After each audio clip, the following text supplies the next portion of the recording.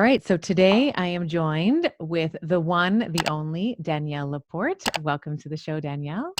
Hi. Hi, everybody. So I am really excited to have you on here. I feel like you are one of the best kind of girlfriends to have because you help people. You speak to people in a very non-pretentious way. You help people expand their emotional containers and their EQs, but then you Mm. also, you do it in a non-preachy, non-judgmental way. So I don't know if you know this, but um, I I was introduced to you about 5 or 6 years ago. It was before I knew Giovanni, who we were just talking to in the pre-chat, my partner.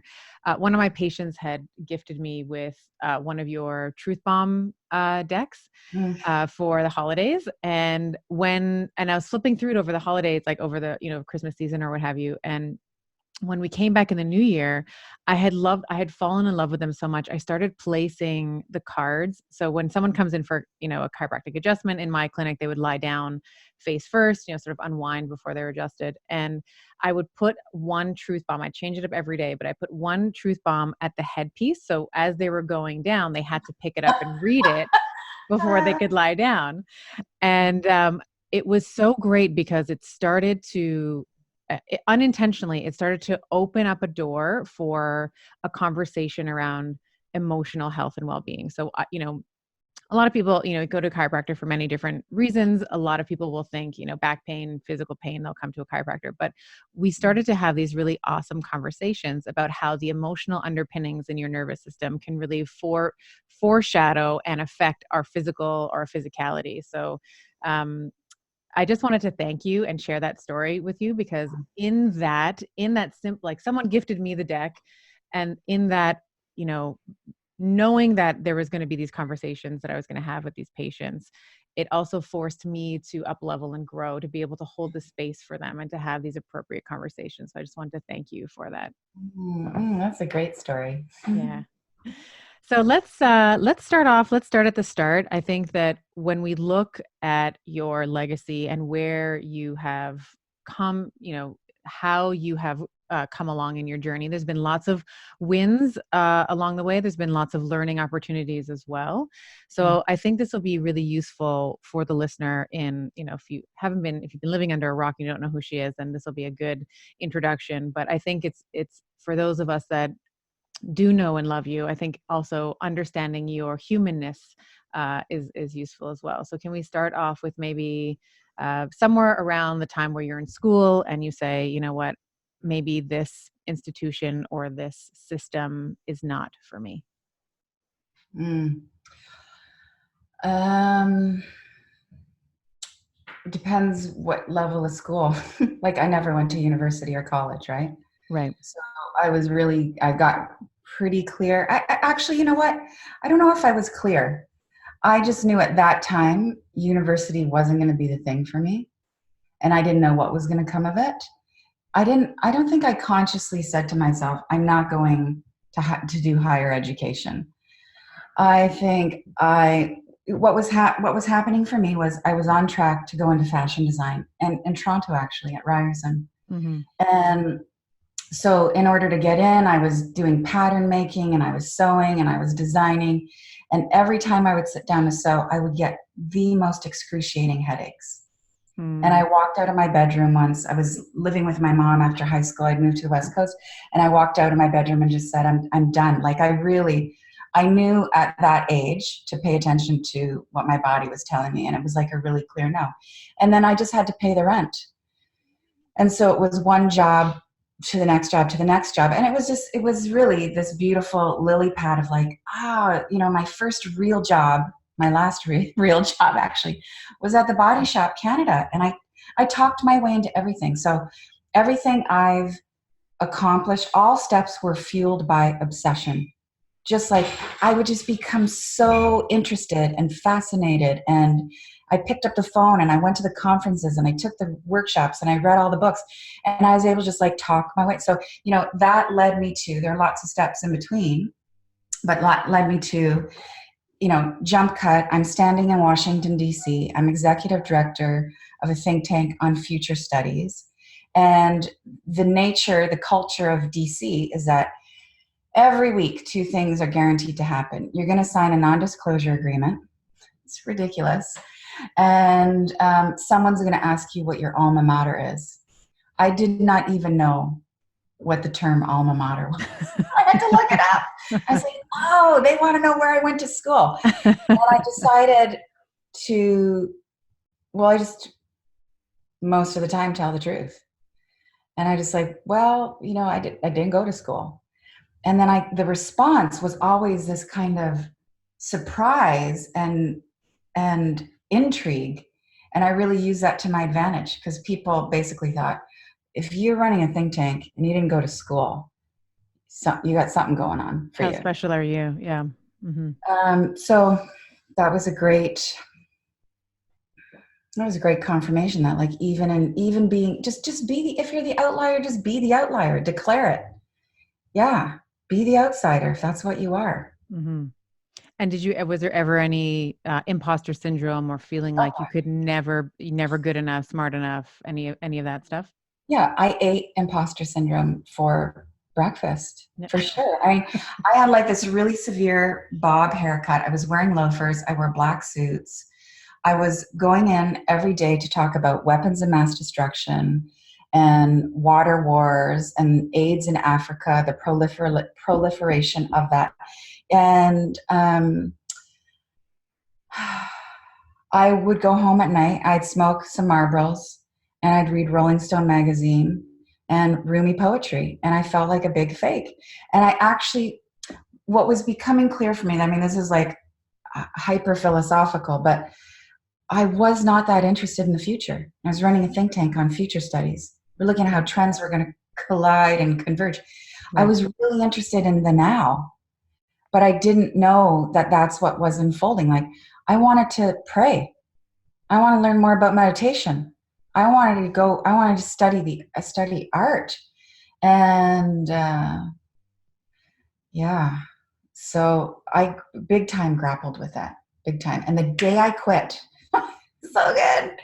The day I quit, I mean, it wasn't celebratory at first. Our funding had run out. The .com boom had bombed. We had to let go of 21 people in a day. There were tears, and we were a tight family. It was awful.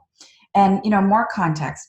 Hadn't been to school. I'm a Canadian female, right, in Washington D.C. I mean, that's some trippy contrast. You know, with first level security clearance at the Pentagon. And the week I quit, dyed my hair red, pierced my nose, went and got a tattoo. I was just like, I'm done with this. Right. Didn't know what that meant, but I couldn't cram myself into those suits anymore. Yeah. And I hightailed it out of DC. And what happened after that? So you rebelled and you're like, this system is not for me. And then where did you go on? Well, and I was really grappling with, I mean, this is like Buckminster Fuller stuff in terms of social change. I was really putting faith in the idea that if you want to change the system, you have to get out of the system, drop out of the game and start a new game, find another game. And I was like, I'm going to drop out of this game. I'm going to do my own thing. And I came back to Canada and I started a lifestyle consultancy with a friend. And we developed this methodology where we it was like soulful branding. And the idea was you're going to make all the decisions in your life based on that. And then we wrote a book on that. And then Oprah called. And then, because I'm really, I got the gene for the hustle, I called everybody in town. Once Oprah called, I called everybody and said, we don't want to be just I want to scale. I don't want to be just an hourly consultant for the rest of my life. Right. It can be a lifestyle thing. This can be something, and this was like the heyday of like pay per click and Oprah just called us, give us some money. And so a bunch of guys gave us money. And they said, if you hire this tech guy to run the show, be CEO, money's in your account today. And so I did that. I think anybody would have done that. The reason I say that, because there's been a lot of self-criticism that, I did that because that was the beginning of a fucking nightmare. And I got Steve jobbed, myself and my business partner. So this is a female-led, female-centric content company being run by dudes. It's an important part of the story. Yeah. Yeah. And Because I love the energies are different. the energies are different. Yeah. And I love doing business with men. I mean, really, oh my God, the masculine direction in business, love it. But in that situation, toxic on both sides, unhealed, unwell. And the company was essentially taken from us. There was a coup. There was lots of betrayal and brokenheartedness. And I left, this is going to so date this, I left with my BlackBerry. And my office You chair. had a keyboard on your phone. What are you talking about? Yeah. It's a keyboard. I was going to transform everything. Like a good idea at the time. And that was that was great liberation. And somebody said to me, a wise friend during that, I mean, you can imagine, just imagine being fired from your own company, driving home with nothing and realizing I co-signed all these loans and I was in so much, I owed the company so much money. That company, by the way, went belly up in 3 months because you can't, that's just karma. And somebody said, I'm sure so many of us have been in similar situations where a wise person in our life said, you're going to be grateful for this. I was like, I don't think so. But I got a whiff of it. And yeah, it's one of the best things that ever happened because then I became myself. What were you when the coup was going down, when you were getting Steve jobbed, was there ever any feeling of rage or anger or any? Yeah. Oh, part of my therapeutic focus for a couple years after that was dealing with the rage and the grief. And what I did was I was in rage. I moved into survival, had to hit the ground running, needed to make some money, needed to pay off like 150 grand of debt. That was like millions for me. Yeah. Yeah. Because I had nothing. I had credit card debt. So rage moved into survival / denial. And I just rebuilt and reinvented and started a whole new thing. And then almost a year to the day, the grief hit me. And this is the nature of grief. I think you know about this, is it comes on its own time when you least expect it. You can be in joy and this wave of grief. You can be on top of it and I was really sad. I lost a beloved sister during that. We're now back together and it's been amazing after 10 years to forgive each other and it's incredible. It's miraculous. Forgiveness happens for everybody listening. Forgiveness is the best thing ever. So sweet. Yeah.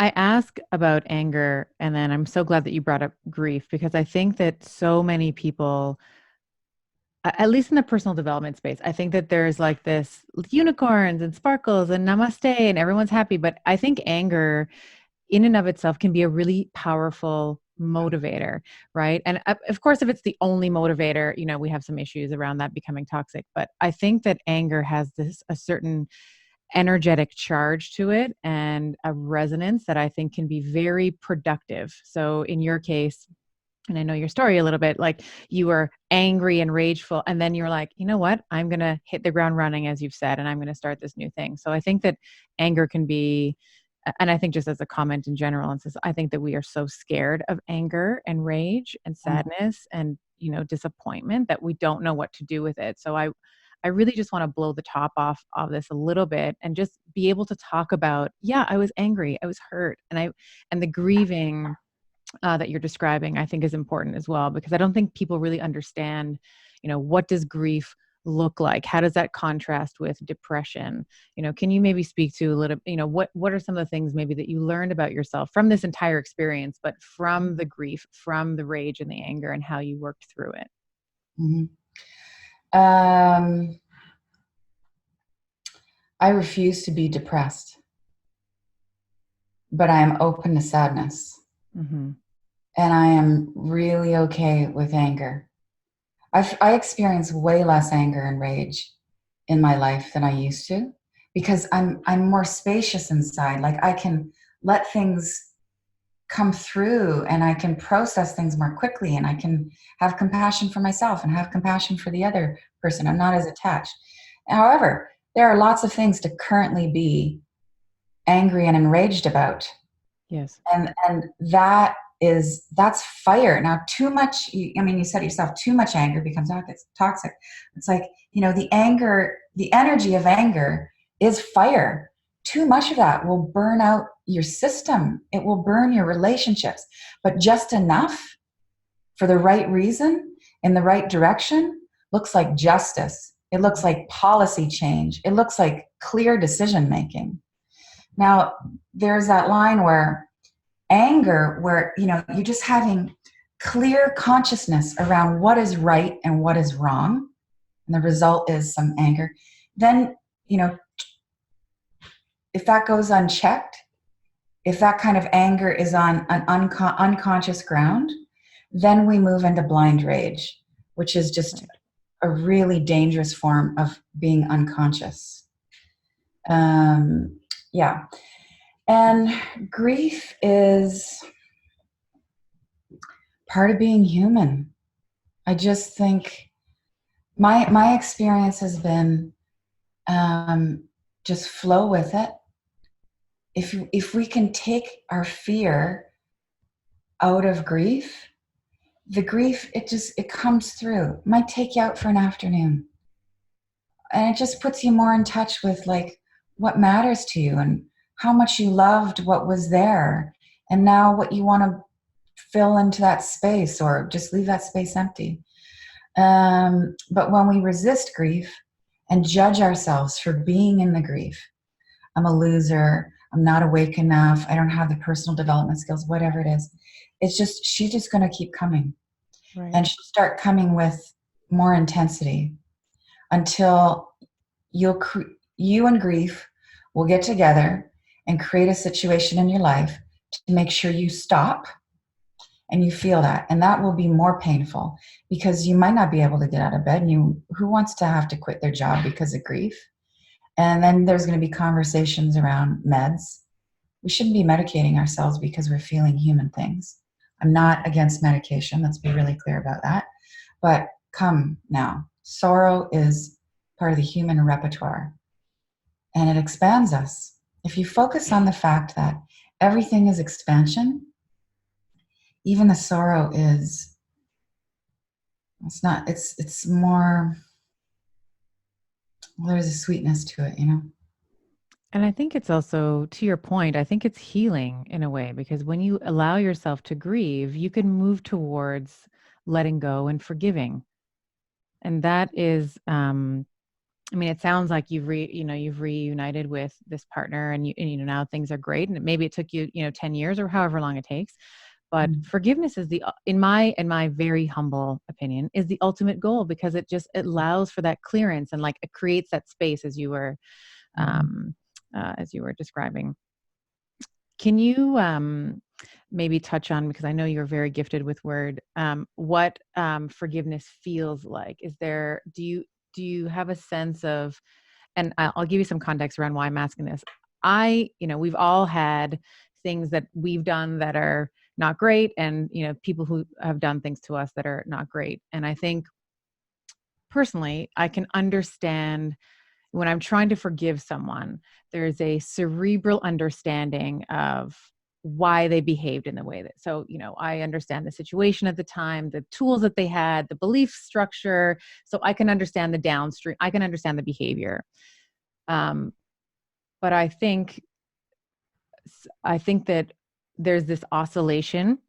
And we were talking a little bit about this in the pre-chat, like how, when I closed my clinic, how I was oscillating, when you can understand the why behind someone's behavior, and that maybe takes away some of that energetic like charge to it, but then you sort of oscillate to this little girl, or this like little inner wounded little child, and it's like, but they hurt me, so I personally don't know what forgiveness feels like. I can cerebrally understand it, but it hasn't like sunk down into my somatic system yet. So I wanted to Yeah. Well, this is a great point about the inner child, which I'm like so into in the last couple of years. And I end up talking about it all the time. I'm going to talk about the weather, and somehow it's going to get back to your deep sensitivity, Yes. also known as your inner child.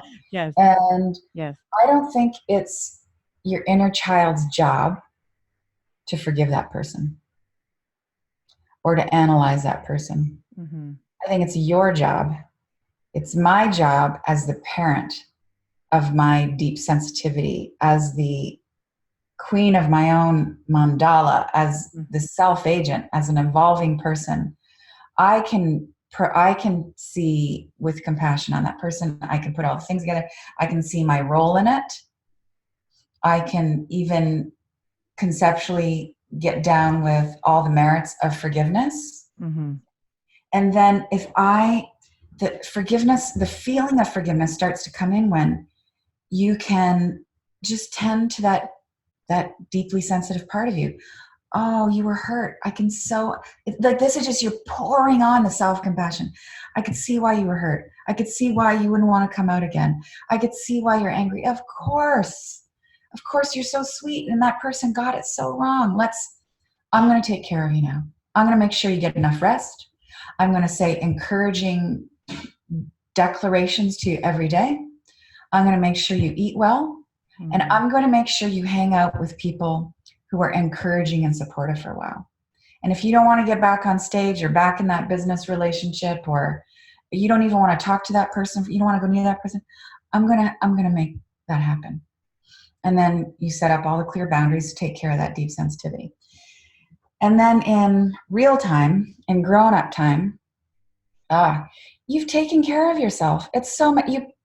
You bandaged the wound. You came up with your own medicine. You will care so much less about what that other person is up to, why they did what they did. It's just like, peace out. I got the lesson. I recovered. You're off the hook.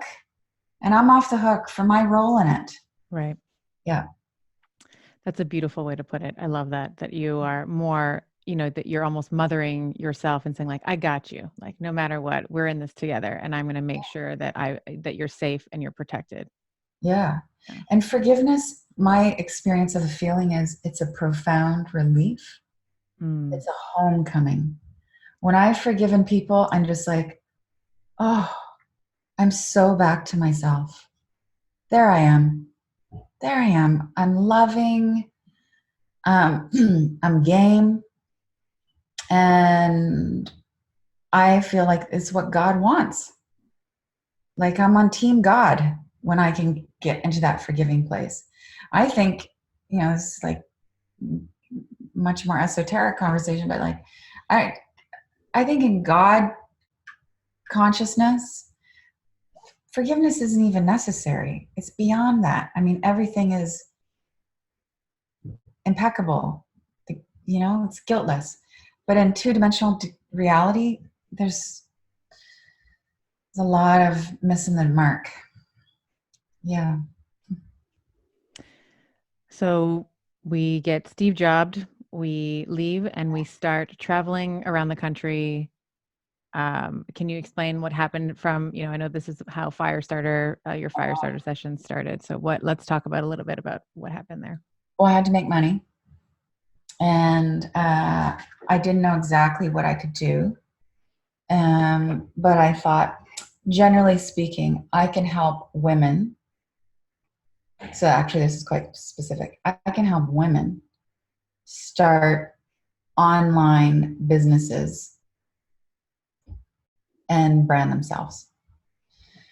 So I called a couple friends and said, I'm just going to do these sessions. I think I can just jam with people for an hour. What should I charge? And I had like 60 subscribers on my email list. Most of them were friends. Love it. And that started, I think I was charging $300 an hour.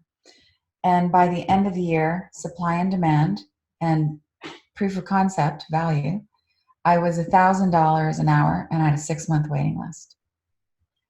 And I quit that because I got tired of telling people I couldn't talk about how to grow your Twitter following anymore. It wasn't meaningful for me.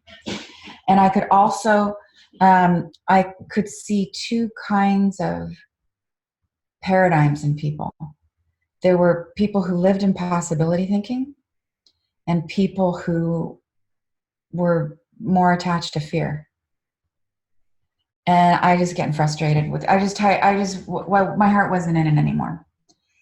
I just needed a break from that modality. And at the same time, this added to needing a break. I would go where anybody would have me. Who can get 20 women and some dudes in their living room for 4 hours? I'm going to review their business in advance. I'm going to come with ideas for how to develop their business. I'll give you all I got in 4 hours. It's $100 a person. I'll pay my own airfare and get my own hotel. I'd come home with like $1,000. I would go in and go out. I had a baby. I was still nursing. And I came home, I did 16 cities in a year. And at the end of that, I was fried and full of love for humans, and I had a book. So I created something called the Firestarter sessions. And I got a book deal. And now the Firestarter sessions is part of a curriculum for coaches and facilitators. Yeah. So the pattern, you were saying that you noticed this pattern of like passability and fear. Can you expand on that a little bit? What was the pattern recognition there? It always came up at the end of a session. So I never approached my strategy sessions as coaching because I wasn't a trained certified coach. Mm-hmm. And it wasn't my way of being. I wasn't interested in helping people reveal the answers for themselves. Because what I wanted most when I was like in a heavy development phase or stuck, I just wanted a wise, informed person to tell me what the fuck to do. The framework. Give me the framework. And I learned early on to say to people who, I was looking to advice for, I just say, look, if you were me, what would you do? And I would see the answer would change because they could say, well, could do this. I go, yeah. That's all responsible, low risk advice. But if you were me, what would you do?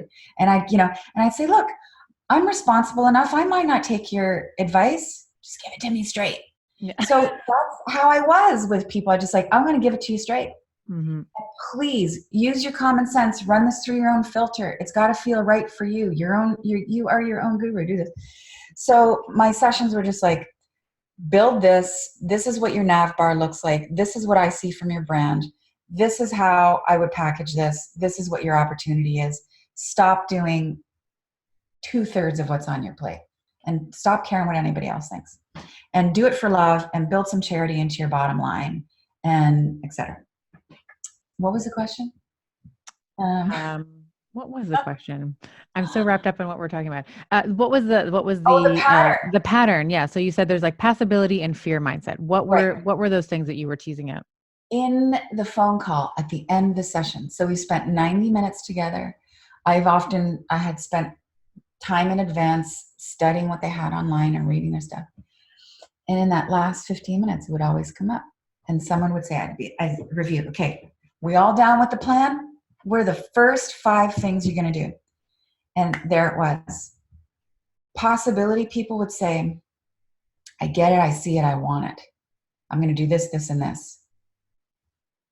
There might be a pause and they might say, I don't know how I'm going to do that, but I'm going to do it. People who were comforted in fear, and I have compassion, there's zero judgment. Mm-hmm. People who were still running some fear would say, but.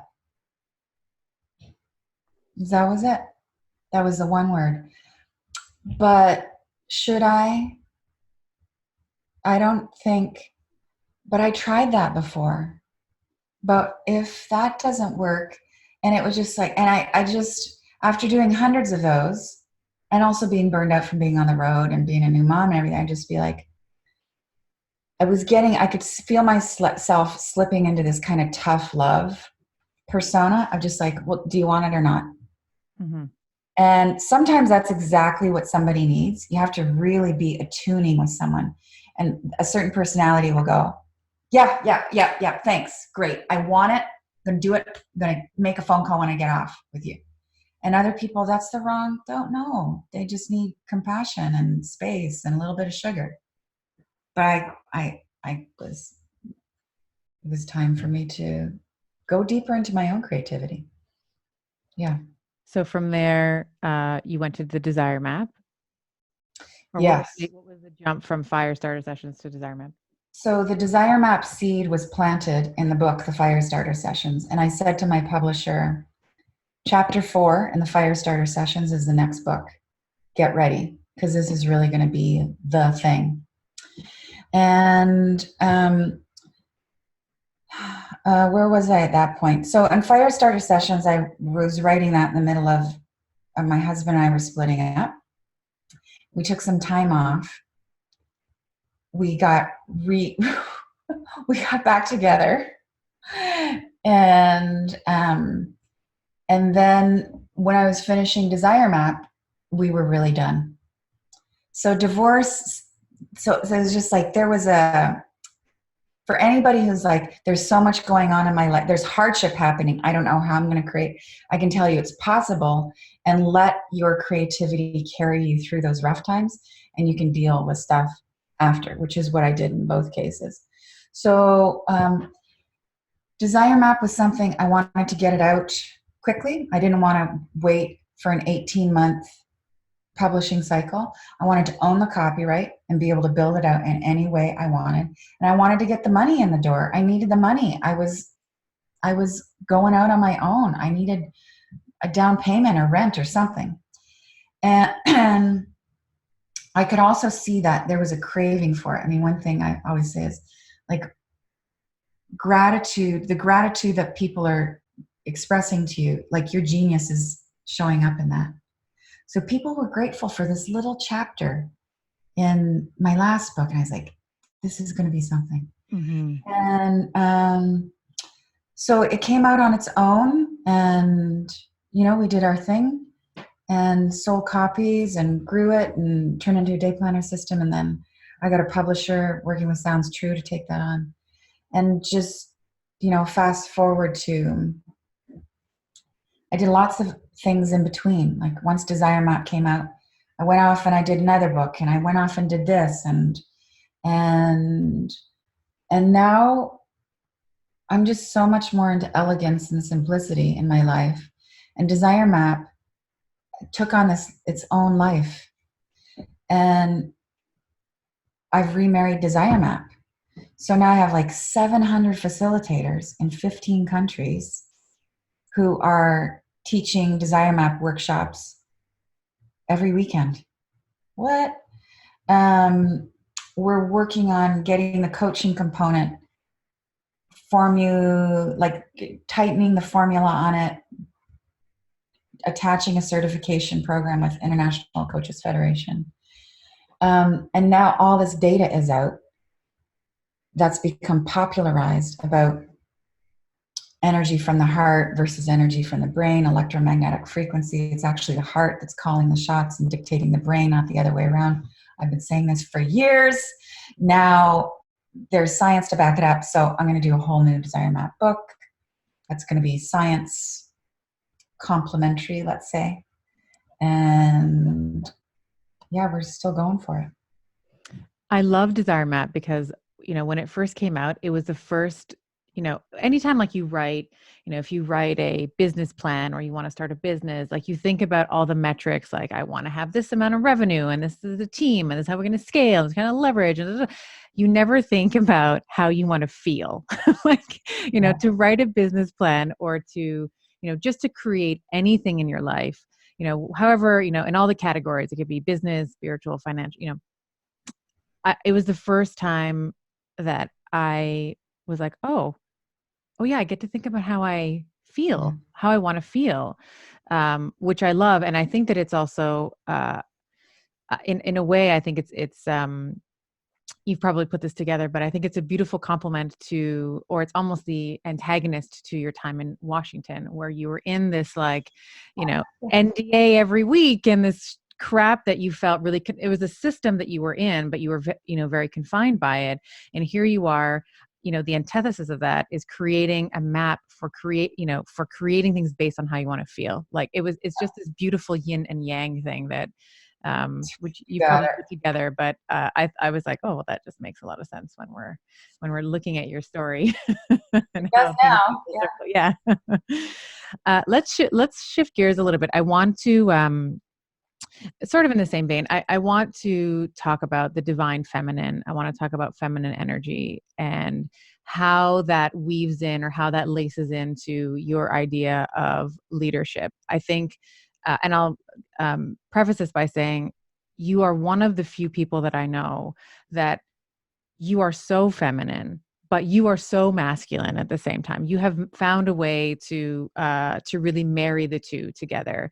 And I think many female entrepreneurs, if not most of us, we have overtapped into our masculine because of, whether it's through observation or coercion, like we're just told that, this feminine, like it's dramatic and it's passive aggressive and it's resentful and it's this and that. So emotional. Don't be too emotional. Don't be too emotional. So I would love to hear what your definition of leadership is. And then maybe we can piggyback that on what your advice would be to women, and by women I mean myself, who are aware that we've overtapped into. We are aware of the dissonance. We're aware that the masculine has sort of been overplayed, and are trying to figure out where the feelings fit in, where the pleasure fits in, where the desire fits in. Mm-hmm.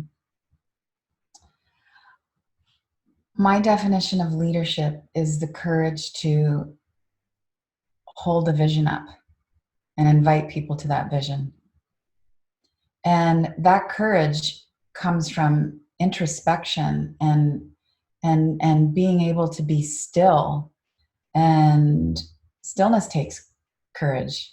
Mm-hmm. And yeah, I mean, a good leader is really self-aware. So they have a clear vision. And it's not about being liked. And of course, you want to be loved and you want to create harmony in your team, but that's not like the driving thing. Because sometimes there's going to be lack of trust. Like, oh, that's too big and that's too weird. And we tried that and that didn't work. And you're just like, this may not work. Like, here's real leadership for me. This is where we're going. I'm not even sure how we're going to get there. And this might not work. But here's the vision. Like, it's just, sometimes it doesn't even have legs. But you say, I feel this is the direction.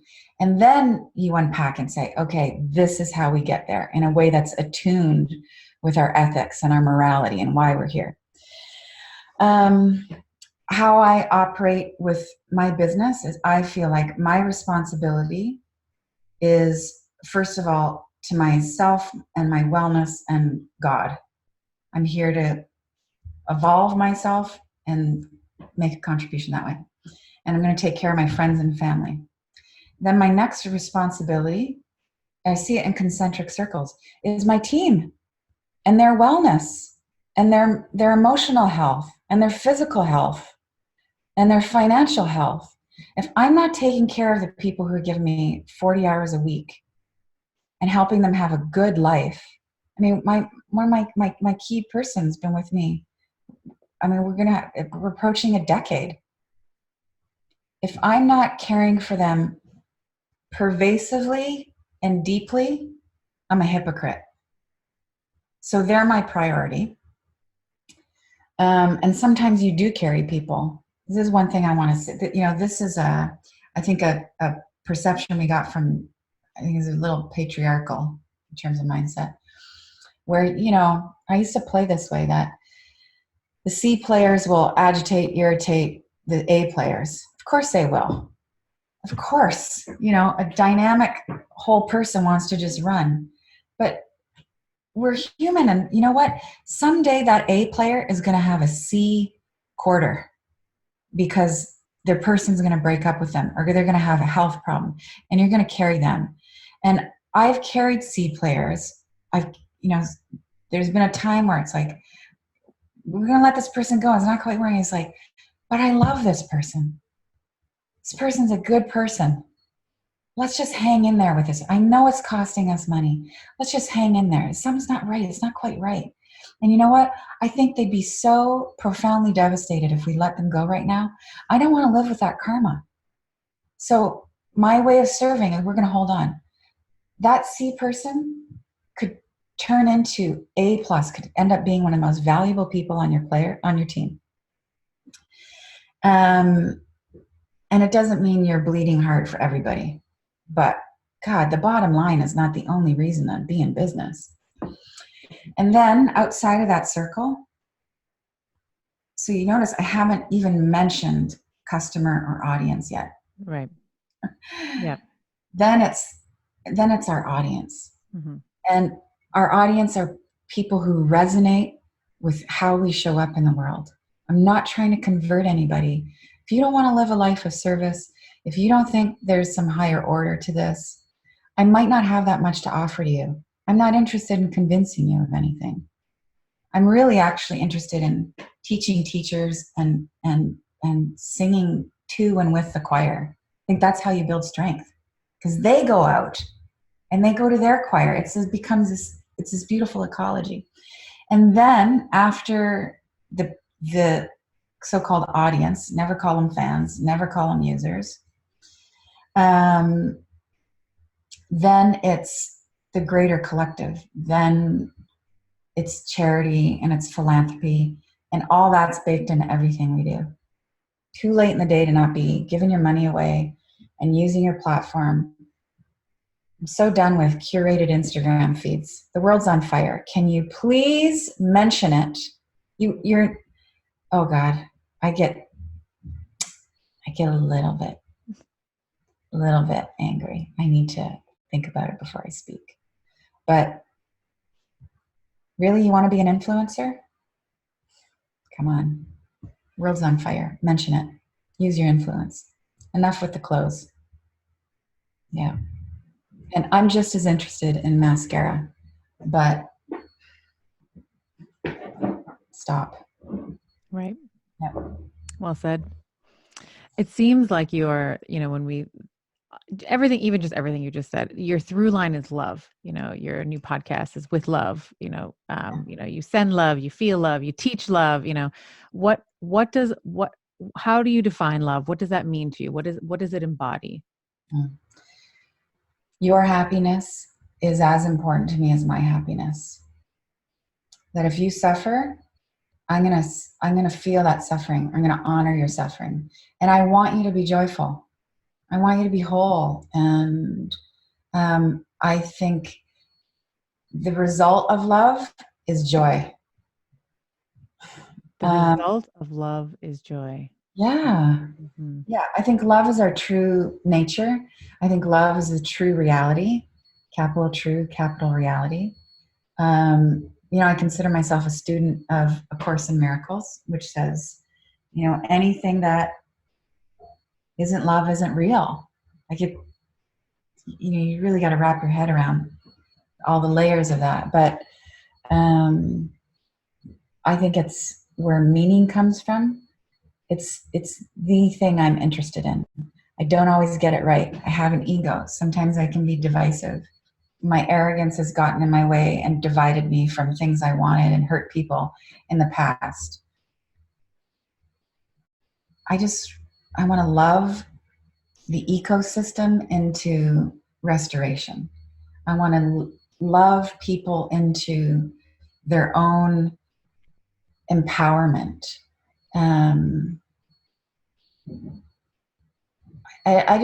For me, nothing else is worthwhile. I don't get it. And not everybody's wired this way. And I'm super okay with that. Some people head-driven, very, their life is about this intense exploration into consciousness. That's part of my journey. That's not what leads my journey. Some people head-led. Cool. Well, let me refine that. Some people consciousness-led. Some people can be in their heads and really highly unconscious and very disconnected from their heart. But I think the heart is the way home to God. You can sit in an ashram. You can sit for years This is one thing I see in the life hacking space right now, is meditation being used as a life hack. Listen, I'm not criticizing anybody for taking 4 minutes to 40 minutes every day to scan their mind and cleanse their thoughts and just get into alignment. Super fucking cool. Do it. That is not necessarily making you a more loving, conscious person. It's working on your nervous system. It's great. Do it. That will help you be a more loving person. Mm-hmm. But eventually, and this is my point, eventually, to get to your whole power, to get to God, you're going to have to go through the heart. Do you think that you have to fight for it? Well, I have had to. You have to fight for your ability to love, or the ability to feel joy, or to stay tender, or to stay heart-led? Yep. Now I fight less, but vigilance is required. Vigilance, devotion, dedication. I mean, we're living in a time where it's like, it is a battle between light and dark, between love and density, between order, what's right and just and moral and ethical, and chaos, stuff that's just abusive and neglectful and pillaging. Like, I'm going to fight that fight. So use that fighting energy, that vigilance, for the right reason. Be on the right side of the battle. And, here's the divine twist. When you fight for joy and you fight for love, everybody's included. When you're fighting for something else other than that, that's when we get into bigotry and racism and really poor patriarchal stuff. And be on the side where everybody's in. You talked about taking care of yourself first, your wellness, to be devoted to God. When we talk about this in the context of self-love, so I want to do kind of a going through love in some of the different aspects of your life. Self-love, self-care. What are some signs that somebody loves themselves? Is it that they take baths with essential oils? Is that they nap regularly? Is it what does it mean to you for somebody to love themselves? And what is the evidence, if there is any? If someone's like, how do I feel about myself, or how can I cultivate more self-love or self-compassion? What would that look like? Mm-hmm. I think it's all those things. You take baths with essential oils. You eat when you're hungry, you sleep when you're tired. You do things that you're enthusiastic about, that you can enjoy. You say yes when you want to say yes. You say no when it's a no. You know that your word is sacred because it's your word, your vow, your promise, whatever it is. You're making a lifetime vow. You tell somebody you'll be there at noon. Your word matters. Your word is gold because you're gold. You're valuable. So what you put out there is like, just every promise is a little gem you're giving someone. So you make good on those promises. You have integrity because you're in integrity with yourself. You care less about what people think because it's really your approval of yourself that matters. You're in integrity with your own values. And ultimately, I mean, this has been, like the most intense part of my journey last 3-4 years is like, you start to love your own shadow and all that stuff that is in your unconscious that you haven't dealt with. Your fear of your fear. I mean, I got to a place where I just realized like, wow, I'm ashamed. Not only am I scared of things that I haven't admitted to, I am ashamed of that fear. Like that's what's in the basement. So you love yourself enough to like go in the basement, bring some stuff up and say, oh, look how scared you were. Yeah. So to shine some light on all the dark stuff. Yeah. Yeah. Yeah. Would you also say that love or self-love is learning to listen to your own intuition, or learning to, this idea of self-reliance? Well, I think that's a byproduct of it. A byproduct of it. Yeah, if you're tending to yourself, if you're being compassionate and attentive and speaking kindly to yourself, you're going to expand. You're going to be more spacious. Your nervous system is going to be more settled, and you're going to be able to hear your intuition. So for me, I define intuition as I am able to hear what my higher self, what my soul is telling me. Love yourself more. There's less static. There's less fuzz on the line, on the telephone to your higher self. Yeah. That's amazing. I was having a similar conversation with Elizabeth Gilbert, who's going to be on the Better podcast as well, and she said something almost identical to what you just said. She said the 5 most important words that a woman can ever say is, "This isn't working for me."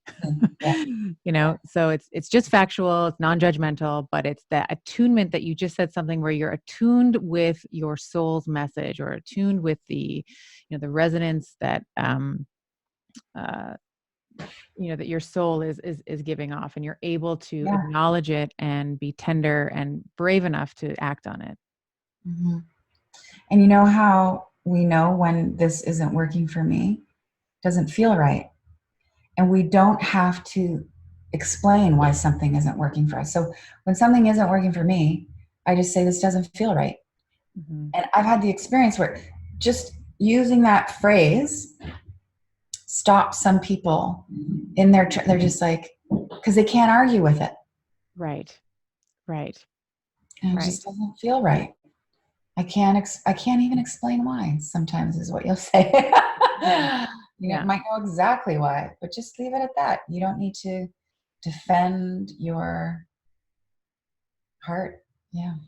And sometimes I don't think that there's words. Like, sometimes "this isn't working for me" is the best way to describe your soul's yearnings or desire. And there's no other words sometimes words, I feel, are, they're beautiful and poetic, and they can be colorful and descriptive, but sometimes they fail us as well. Like, I can't explain to you why, but I just know that the vibration, that whatever it is this dissonance that I'm feeling, is not working.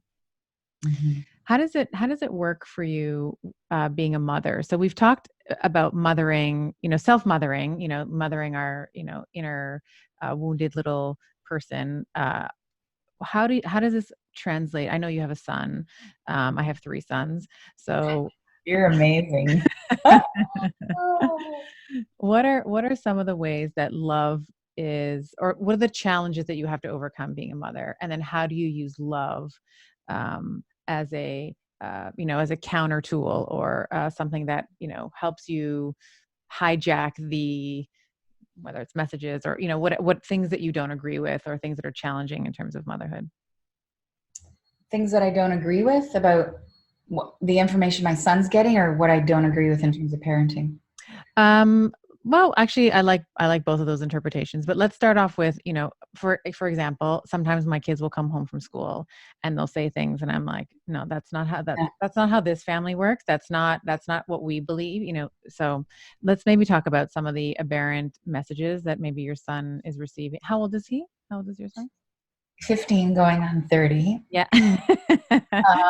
Yeah. I got a 14-year-old. I know where you are. Well, that's it. I mean, I've been asked a lot of times before at gigs by mothers, should I be teaching my son everything I know about how energy works and essential oils and positive thinking? The answer is yes. Like, look at everything you went through to get to your own truth. All the workshops and all the struggles and all the enlightenment. And well, yes, you're here to flatten their learning curve. Secondly, you got to pour something into them. Our job is to brainwash our kids. Why not go with what's working for you? And they're going to resist anyway, or they might not.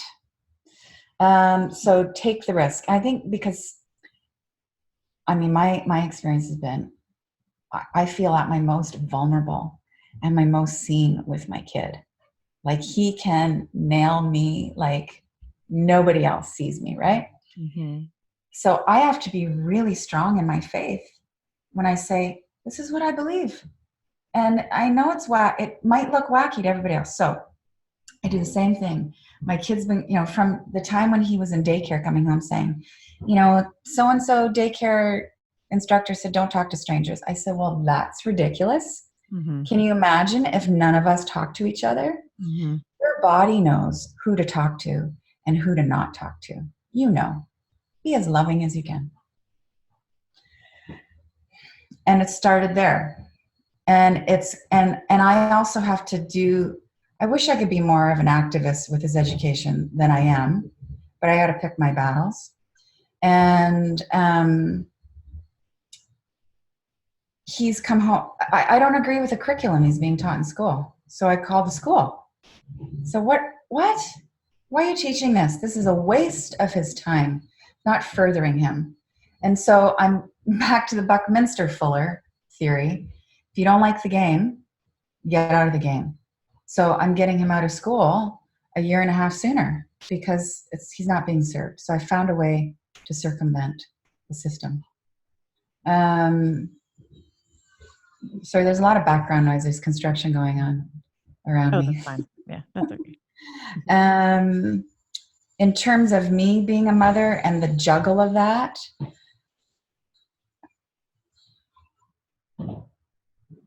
I just don't complain about it. I don't use my kid as an excuse for how much is on my plate. And not complaining about it, I think, helps me. I have other things I complain about. It's just not being a mother. It super gives me, we chose each other. I'm in pretty much constant state of gratitude. And I would say that's helpful to not complain. And it's hard. It's not easy. Jam with a friend and get it out of your system. But for the most part, proceed. I don't know. Does that sound discompassionate? No, I actually agree 100% with you. I think that, I had a conversation with Dr. Shafali, who I think Dr. Shafali Sabari, and she was saying, kids come fully formed, like they come 100% who they are. And our job as mothers is like, we are their ultimate coach. It's not our job to like make them into something that we want, but to allow the space for them to grow into the person that they already are. Mm-hmm. And I think for any, you're talking about building out your coaches in the desire map. I think mothers, we are the ultimate coach. And when we think about our client, the little kitty, you want to try and meet them where they are, and you want to try and have an understanding for what they're going through. I'll give you a really quick example. My son Andreas, who's turning 9 in a couple of weeks, he was coming home, some kids were calling him name, like he had super curly hair. So they're making fun of his hair, whatever. They're saying, oh, you're a sheep, whatever. So instead of saying to him, oh, it's okay, like that doesn't matter, you're beautiful anyway. Like I was like, how does that make you feel? It's okay to feel really sad and really hurt by these kids. And maybe I am being a hard ass, but I didn't try to comfort him. I didn't give him ice cream or anything like that. But I think that there's a value in him feeling disappointed, because he's going to feel disappointed. And if he's never felt that emotion before with me as his coach or someone who, his parent to help him work through it, how's he ever going to do it as an adult? So yeah, I'm with you on that 100%. Yeah. I love what you're saying. And that curly hair is going to be such an asset.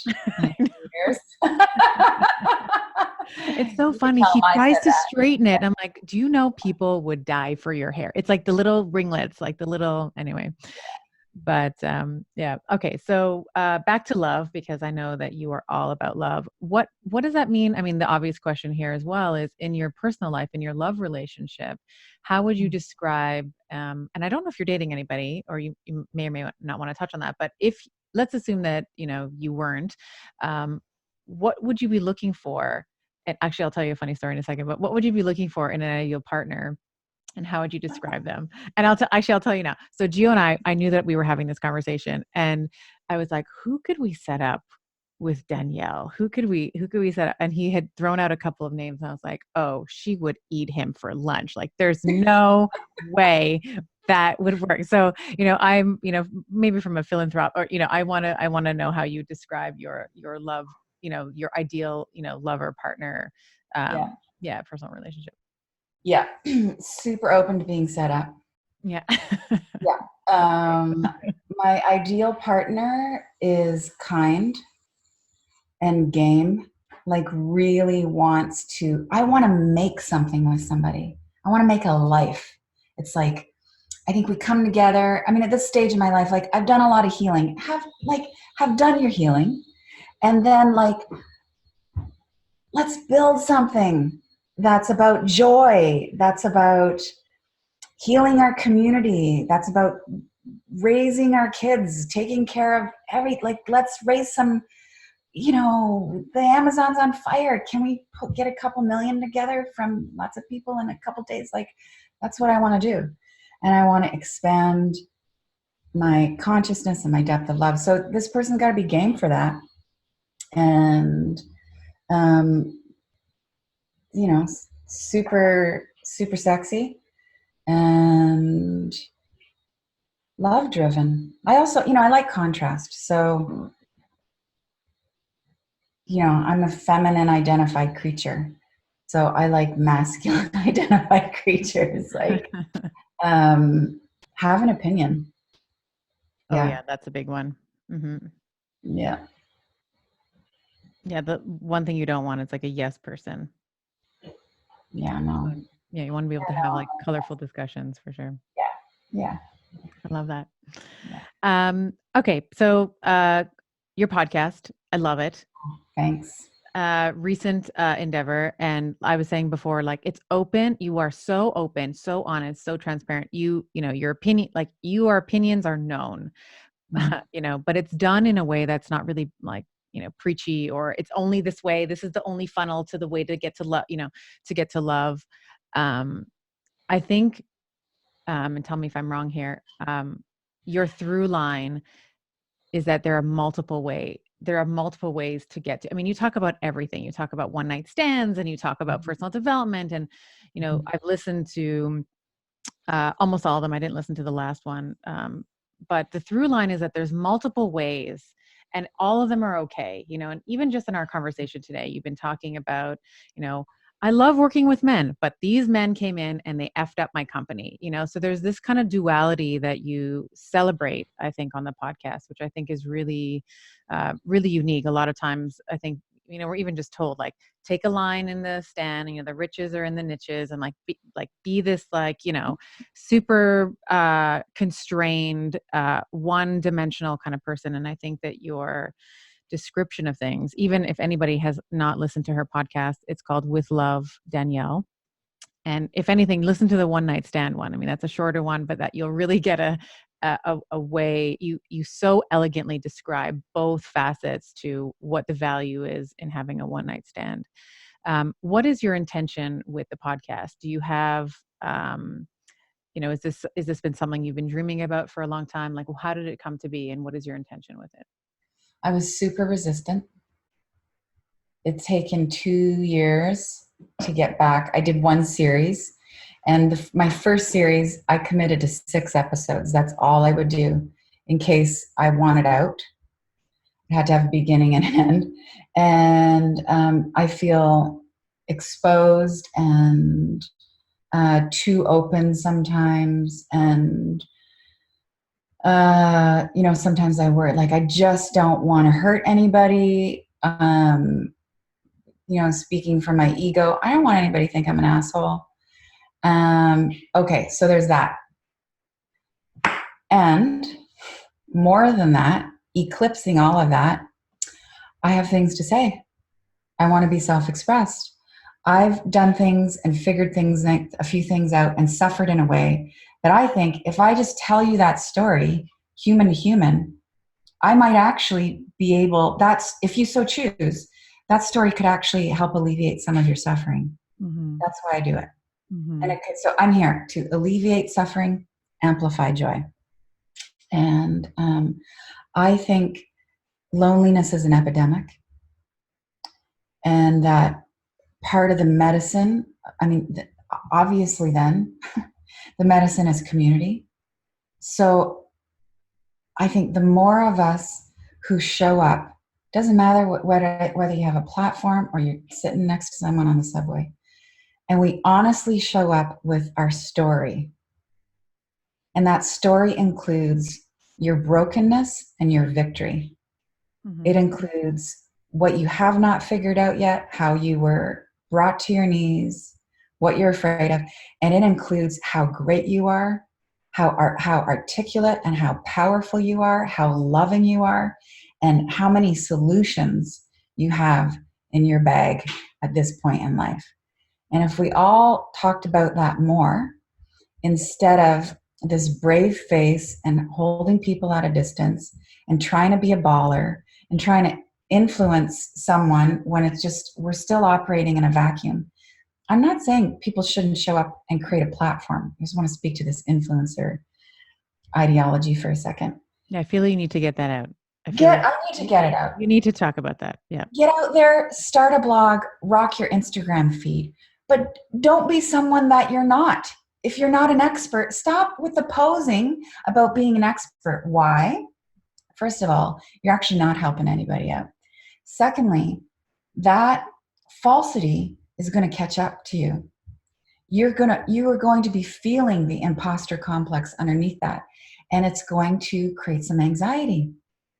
Or it might, and I'm telling you, I know this is happening with lots of people playing at this game, and I'm using game in a positive sense. If you want to show up and you want to be seen, I get it. You're allowed to want to be seen. You're allowed to want to desire reciprocity, acknowledgement, money, to work from Bali, have the funds. All those desires are great. Then just show up honestly and share where you're at in your journey now. That I'm here and I want to be of influence, and I'm going to show you what that desire looks like. I'm here and all I want to do right now is look good, and I think looking good might heal my inner wounds. So join me on this. But talk about more than just the surface stuff. And then just, and this is me using my position of leadership to say, I'm asking everybody as a leader, I'm begging you, ain't too proud to beg. Work charity and making the planet a better place into what you're doing. Because we're swimming in consumerism. And there's a relationship because, and I'm sure you saw this with your patients and your clientele, not only are we swimming in consumerism and overconsumption, anxiety is an epidemic. And we need to talk about it. A lot of people masking all their anxiety, and that's just creating more anxiety and more medication. And you're going to be on all of that longer, anxious longer, on the meds longer. Talk about it. I can't even remember what the question was. Love. Neither can I, but it doesn't matter. Well, I think this is really just, this is a perfect example of your work, because you've been talking about how you take care of yourself first and then your team.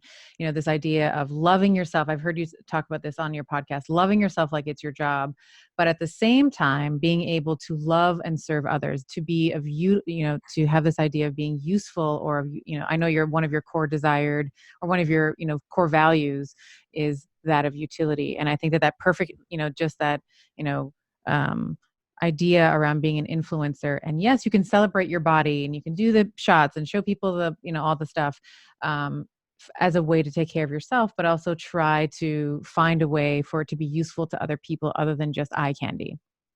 Yeah. Yeah. Yep. Last question.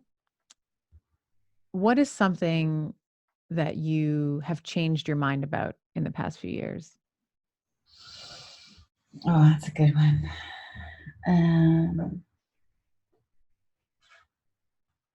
Well, I did change my mind about dating. And I talk about that in the one night stand episode, Mhm. where I was really holding out because I'm so commitment oriented. Just like the next one's going to be the one. And I still have exceedingly high standards, but they were like ridiculously high. And I realized that was really, for a period of time, that was healthy. But I sort of was living in a fortress. And I changed my mind from feeling, righteous and slightly unsafe to really open and well cared for by life. Yeah. So that I changed my mind on that. I've also, over the years, changed my mind on advice giving. And I don't give it as much. Maybe this is why I have a podcast. Because I figure if you're listening to my podcast, you're asking for my advice, and I get to just like let it roll. But now mostly, unless somebody asks, although sometimes I can't help myself, what I do is I'll just say, do you want my advice on that? And they'll be like, sure. And I'll be like, so, okay, this is what I do if I were you. Now I just hold space so much more for people. I think most of us just need to be witnessed. And my act of love in way more occasions than I thought was just, I'm just going to witness. Just go, yeah, I super see you. That must suck. That's amazing. You're incredible. That's it. Nobody needs my opinion. Well, I think, if you haven't checked out her podcast, you absolutely should. We will make sure that we link it out into the show notes. As a final comment, in terms of another very important way that you've influenced me is, aside from increasing my emotional capacity as a doctor and being able to, help people, you introduced me to the perfect jumpsuit. So we were very important note, we were backstage, we were at Archangel, I think it was 2016. And I said, Danielle, just tell me where you were wearing this beautiful jumpsuit. And you're like, oh, just go to the so-and-so and like the free shipping. And I literally went that evening.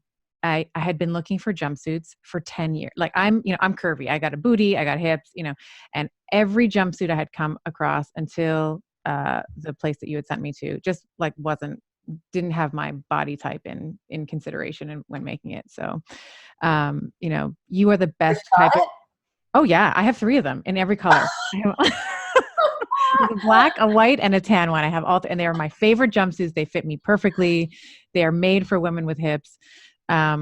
So yeah, you're just the best kind of human available because you've increased my emotional capacity and my resilience and my ability to attune and to meet people where they are. But you've also, helped me dress better. So I just wanted to thank you.